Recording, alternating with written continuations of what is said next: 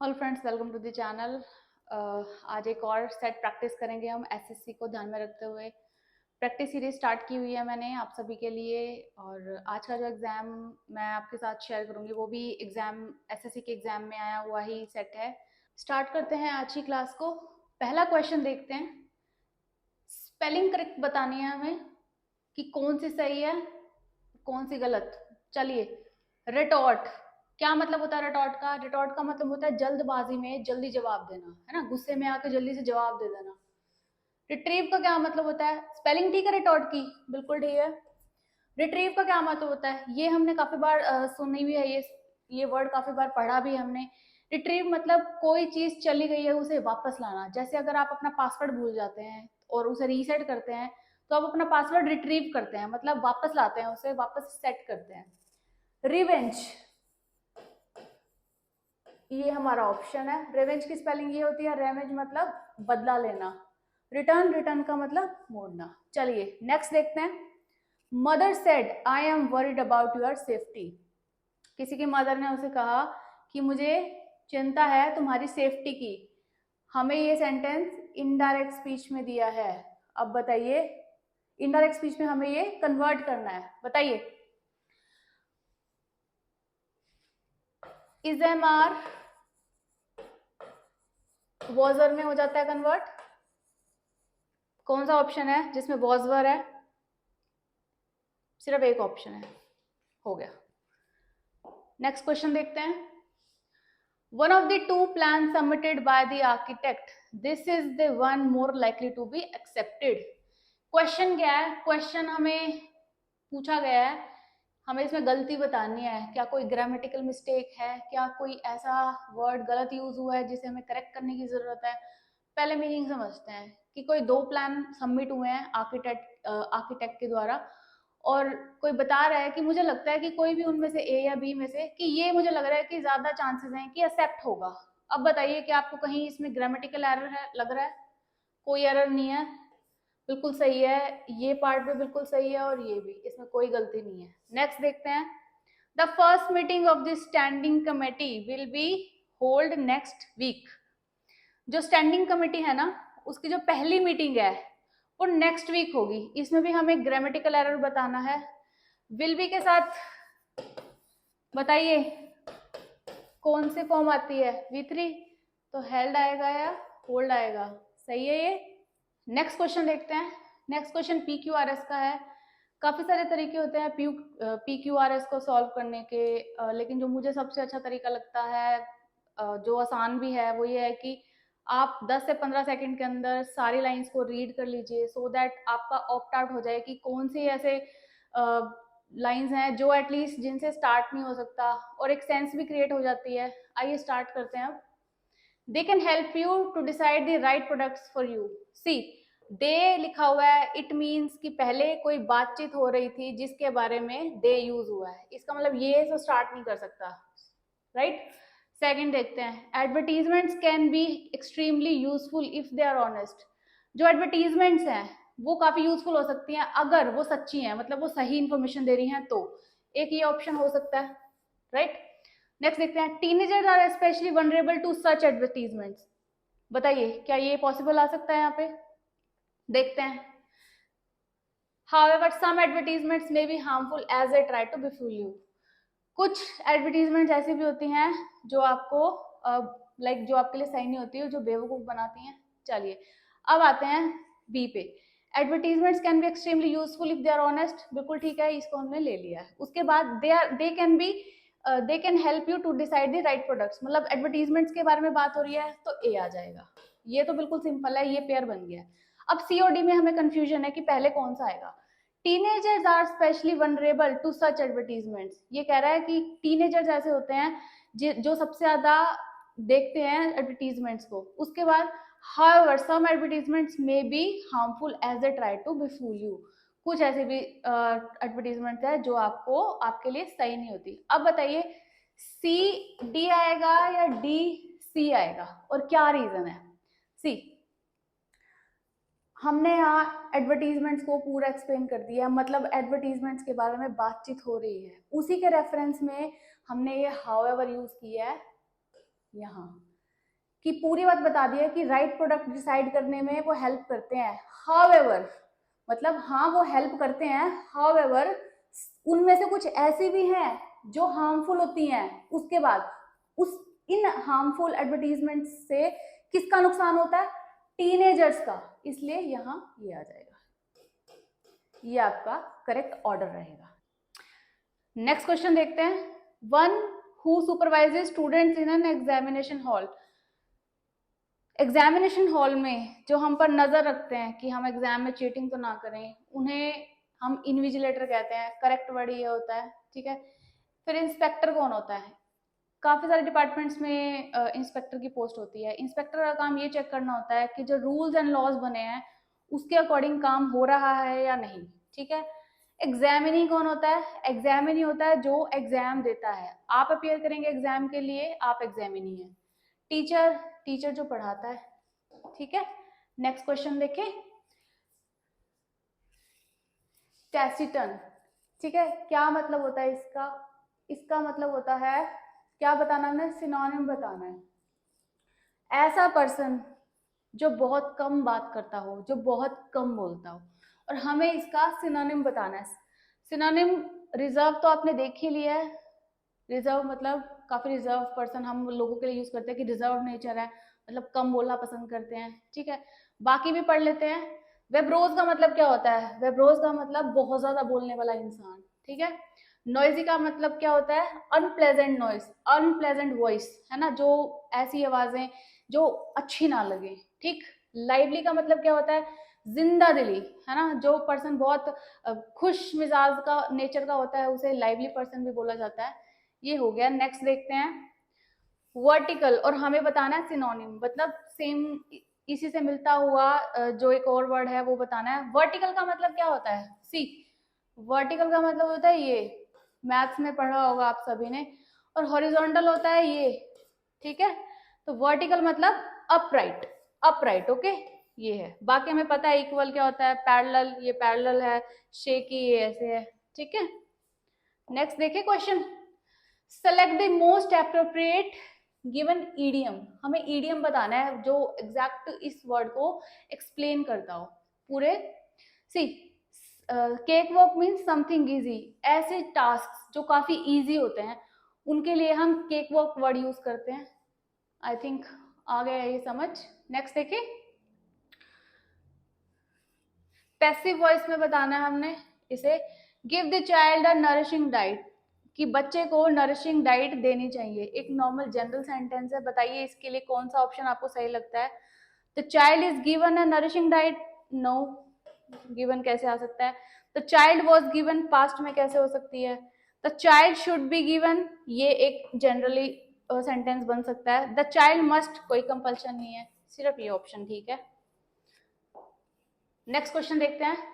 Tenacious, tenacious का मतलब होता है किसी काम को रोकना, कोई चीज होने वाली हो लेकिन उसे रोक देना, है ना।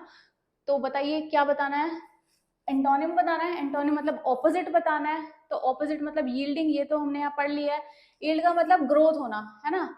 कोई किसी चीज की ग्रोथ होना, तो हमें यील्ड रेट हमने पढ़ा होगा काफी, हमारी इकोनॉमिक्स की बुक्स में हमने पढ़ते थे कि यील्ड रेट क्या है, मतलब उसकी ग्रोथ क्या है। तो ये तो इसके अकॉर्डिंग जाता है, बाकी भी पढ़ लेते हैं। स्टेडफास्ट का मतलब क्या होता है? स्टेडफास्ट का मतलब होता है लॉयल, ओके। नेक्स्ट देखते हैं रिलेंटलेस। रिलेंटलेस का मतलब होता है कोई चीज फास्ट करना, है ना। परसिस्टेंट, परसिस्टेंट का मतलब कोई टास्क करना, कोई काम करना और कंटिन्यूएशन में उसे करते रहना। चलो नेक्स्ट देखते हैं। The following sentence has been split into 4 segments, okay. Grammatical error बताना है। We stayed in Jim's flat during he was on holiday. हम जिम के फ्लैट में रहे कब? जब वो हॉलीडे पे था। बताओ। दो सेंटेंस है यहाँ पे। दो सेंटेंस के लिए ये यूज नहीं हो सकता, टाइम को बताने के लिए व्हेन यूज होगा, ठीक है। ये करेक्ट है आपका। He allowed his son to drive but he warned him of the danger. उसने अपने बेटे, ग्रामेटिकल एरर बताना है, उसने अपने बेटे को ड्राइव करने तो दिया, है ना, कार ड्राइव करने दिया, लेकिन उसने क्या किया? उसने डेंजर जो है उसके लिए उसे वार्न भी कर दिया। सारा पास्ट में सेंटेंस, तो वार्न आएगा या वार्नड आएगा, ये आपका करेक्ट हो जाएगा। The chairman of our company takes care of rank and file in the company. जो चेयरमैन है कंपनी के, वो ध्यान रखते हैं रैंक एंड फाइल का। इसका क्या मतलब है, इस ईडियम का एग्जैक्टली मतलब क्या है? रैंक एंड फाइल मतलब हर एक वो इंसान, ऑर्डिनरी इंसान, किसी भी पोस्ट का इंसान जो उस कंपनी से रिलेटेड हो, तो चेयरमैन जो है उनका नेचर ऐसा है कि वो सबका ध्यान रखते हैं, ऑर्डिनरी लोगों का भी। ठीक है, नेक्स्ट देखते हैं। एरर बताना है। Did you bake the chocolate cake yourself this time? Did के साथ बेक आएगा या बेक्ड आएगा? डिड के साथ कभी पास्ट की फॉर्म लगती है? नो, तो ये करेक्ट हो जाएगा आपका, बेक नहीं आएगा, बेक आएगा। नेक्स्ट देखते हैं। ग्लोबल वार्मिंग और climate change has today become a major dash to mankind. जो ग्लोबल वार्मिंग है और जो क्लाइमेट चेंज हो रहा है, क्या क्लाइमेट चेंजेस हो रहे हैं? बर्फ पिघल रही है, गर्मी ज्यादा हो रही है, कहीं बाढ़ आ रही है। तो ये जो चेंजेस हैं ये काफी मेजर, यहाँ पे क्या हमारा ऑप्शन आएगा? टू मैनकाइंड, मतलब मानवता के लिए ये काफी खतरा है। खतरे के लिए क्या वर्ड यूज होता है? थ्रेट यूज होता है, ये हो गया। अब बाकी पढ़ लेते हैं। पेनल्टी आ सकती है क्या? पेनल्टी तो किसी चीज का फाइन होता है, राइट? पनिशमेंट तो कोई सजा होती है। एंडेंजर, एंडेंजर का मतलब क्या होता है? जो चीजें लुप्त हो रही हो, तो ये भी नहीं आएगा। नेक्स्ट देखते हैं। एंटोनिम बताना है। रफ, रफ का मतलब क्या होता है? खुरदुरा। कोर्स का मतलब क्या होता है? अनइवन।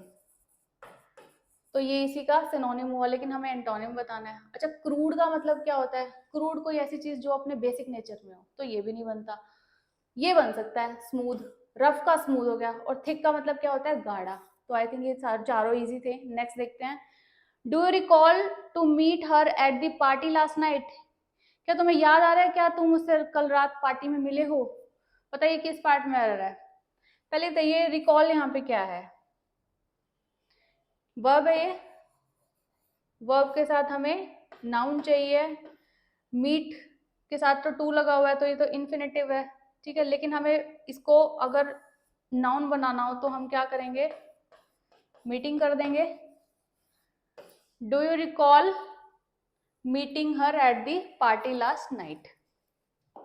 ठीक है, चलो नेक्स्ट क्वेश्चन देखते हैं। वन वर्ड सब्स्टिट्यूशन है। वॉक और move at a slow relax pace.